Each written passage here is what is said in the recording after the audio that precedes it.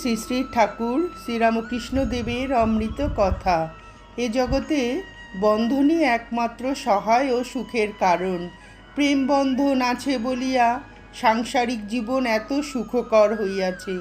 গৃহ নির্মাণে, বস্ত্রবয়নে, পেটিকাদিকরণে বন্ধন অপরিহার্য। গৃহদ্বারে বন্ধন না দিলে চোরের ভয়। কেশ বিন্যাসে বন্ধন আবশ্যক। যাহার কোনো বিষয়ে বন্ধন নাই, তাহাকে অচিরাৎ পথের ভিক্ষুক হইতে হইবে। এমনকি ভিক্ষুকও আপনার চিরখণ্ডগুলিকে একত্র বন্ধন করিয়া রাখে, পাছে হারিয়া ফেলে। অতএব বন্ধন সাংসারিক লোকের পরম সহায়। কিন্তু ঠাকুর শ্রীরামকৃষ্ণদেব বন্ধনের কথায় ভয় পাইতেন। বন্ধন মনুষ্যকে পৃথিবীতে বাঁধিয়া রাখে, ভগবৎ পাদপদ্মে যাইতে দেয় না।